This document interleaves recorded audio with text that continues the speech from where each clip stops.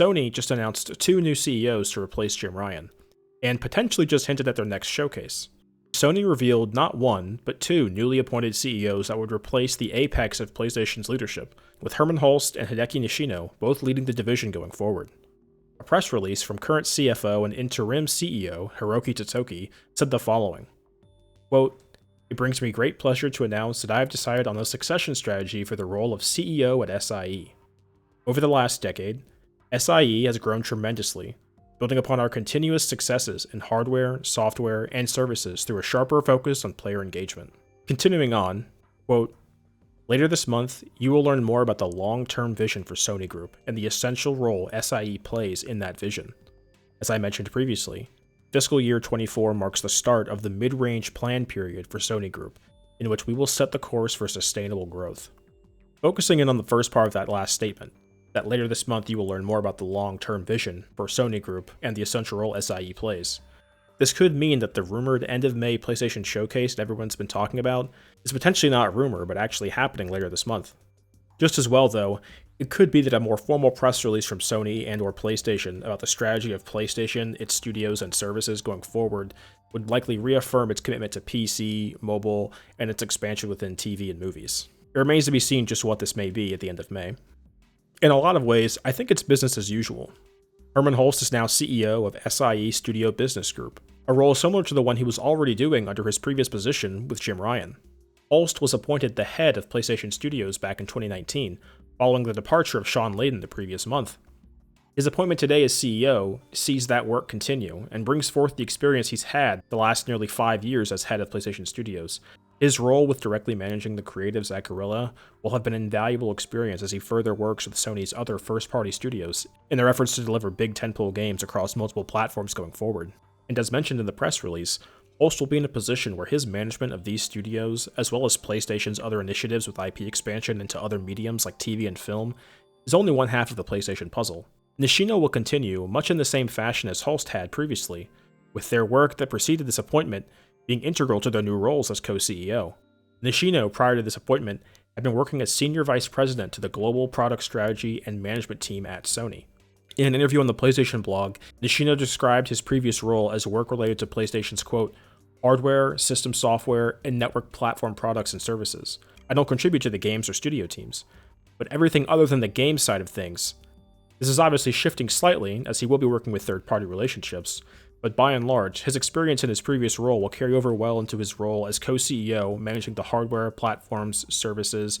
Largely, though, Nishino's experience is that of the apparatus of hardware and services that facilitate the games on PlayStation.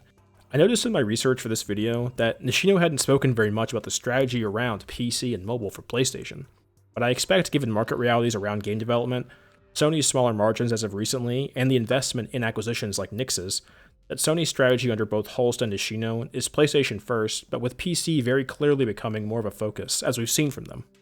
PC, in the case of its ports from PlayStation Studios' first party, has seen big success for Sony, something I think would obviously be much bigger if that were day and date, though that may in some way be a relinquishing of a selling point for the PlayStation hardware that they simply aren't willing to give up yet. On the other hand, they've certainly seen the success of games like Helldivers 2, a uniquely live service-focused title compared to other PlayStation releases on PC, where most of the copies in the case of Helldivers 2 were sold on PC, rather than PlayStation hardware. This is a reality that I expect will have many at Sony questioning their strategy going forward, something we may see shift with regards to day-and-date PC releases as these two new leaders continue to helm PlayStation's growth into the future. It's my expectation that day-and-date PC releases are coming for PlayStation's more single-player focused titles, and in the more immediate future, the live service games will continue to launch there at the same time as on console. In a lot of ways, the appointment of these two new co-CEOs gives me more confidence that PlayStation is going to continue in the way that it has more recently, with the added focus of PC like we've seen. And with regards to TV and movies, Hulst and Nishino seem very aligned on that strategy, as Nishino has answered in interviews with regards to the Gran Turismo movie, and Sony's foray into TV at the time, that, quote, "It's important that people who don't play games have access to our content, and we hope to use movies and dramas as an opportunity to make people want to try PlayStation games." The strategy Sony employs with TV and movies seems very much aligned with how Nintendo sees its expansion into movies and even theme parks. as ways to increase IP recognition and to funnel people from these traditionally non-gaming centered mediums back into the game side of the business. We've obviously seen with the leaked set photos of The Last of Us TV series' second season, as well as reports from January from Insider Gaming regarding the script being written for the upcoming God of War TV series, that Sony's intent to push further into cross-media with its IPs is not slowing down anytime soon.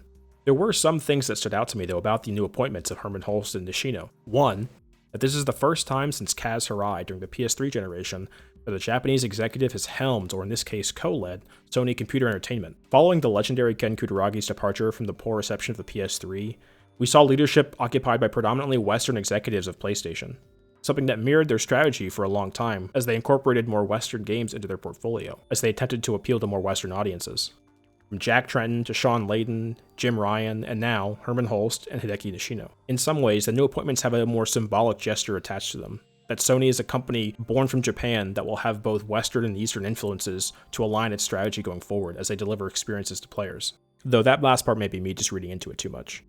As well, when Jim Ryan was CEO of SIE, he reported directly to Sony Group CEO Kenichiro Yoshida, whereas Hulst and Nishino will now report to the current acting CEO and Chief Financial Officer Hiroki Totoki, as they begin these new roles starting June 1st. This is speculation, obviously, but I see this as Sony's desire to more closely align what has been a growing PlayStation business inside of Sony proper with the goals of the broader organization, especially as this sector of the business further integrates with TV and movies at Sony's other branches, and then further grows itself with the release of games on platforms like PC and mobile.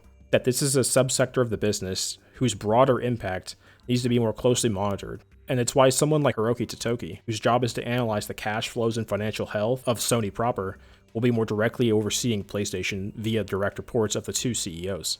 It's no secret that of the broader industry trend we've seen of ballooned budgets for AAA games, that Sony could be looked at as maybe the poster child and one of the worst offenders of this trend. Spider-Man 2 as an example, even when you account for the licensing costs of something like Spider-Man as an IP from Marvel, was still a game that cost $200+ million. Sony's plan to increase revenue while also increasing their margin, I think squarely begins with its PlayStation business. And outside of selling more software to more customers on a growing PS5 install base, as well as the expansion into PC and mobile, also means reducing costs. And that comes with oversight of the budgets, and I think that's where someone like Totoki, by way of Hermen Hulst, flexes the importance of this going forward, reining in what has been historically high budgets for first-party studios. Just as well, trying to manage the output and the performance of studios that might be underperforming. A studio as an example like Bungie, which has seen historically low performance as of late, and a studio where Hermen Hulst does sit on the board of that studio. And lastly, this is the first time Sony has had this dual CEO structure for PlayStation. Sony's first party currently encompasses 22 studios. Some bigger than others, some obviously more successful than others. Hulst already had his hands full in his previous role managing a lot of these studios. You can imagine someone like him having to also handle the platform and services execution and strategy of the PlayStation business as a sole CEO, and you can see where this would very clearly be too much for one person. Additionally, having separated roles like they have for these two new co-CEOs means that a person like Nishino can focus on the strategy and execution of Sony's platforms and services side of the business, and can focus on delivering compelling hardware for the console and then services for console, PC, and mobile. And especially as those services look to migrate further into the PSN integration on PC, something that Sony is very clearly looking to do with its further PC ports, and whose execution will need to be one of precision. I hope for Nishino especially is that he has been paying attention to the more recent Helldivers 2 drama that occurred last week, as they launched Ghost of Tsushima on PC in only regions that can access PSN. I think it's been apparent to anybody observing that fiasco that the PC audience is a lot more volatile than those on console. They will push back and they'll make themselves heard in any way that they can. PlayStation's execution on PC is going to have to be a lot more consumer-friendly and player-focused than what they're used to doing on console, and especially if they want to succeed on that side of the business as well. PC is very clearly becoming a more and more important platform for Microsoft, Sony, and even third-party publishers. Square Enix just this week talked about its multi-platform strategy and moving away from what has been select console exclusives, the likes of which it's mostly done with Sony. And I think that is because the reality is that PC sales have become a much bigger success factor in the way that games make money and revenue, and how publishers like Square Enix, as they focus on less games that need to make up the sales of what would have been, historically, more games in the market. I expect that we'll first hear from Hermen more directly at the showcase, later this month potentially, or during the showcase season as we move into June. And Nishino I wouldn't expect to see until a more direct PS5 Pro reveal event, and based on what was outlined in the press release, I do expect that we're going to see a showcase later this month, or at the very least an announcement of the next showcase that happens in June. I'm very keen to see just what changes with these two at the helm. The two sections of the PlayStation business they both now manage are very similar to the roles they had previously under Jim Ryan. But now that they're both co-CEOs, they'll have a lot more leverage and authority in the way that they execute the strategy of these two sectors going forward, and I'm very eager to see what changes for their strategy, if at all. Obviously, with the showcase season right around the corner in early June, it's exciting to see that Microsoft and Sony should both be outlining at least their immediate futures for us at their respective showcases. And I'll be covering those as I did here and seeing how those unfold with any new updates that come with them. That's going to do it for me, guys. Thanks again for watching, and I'll see you in the next one.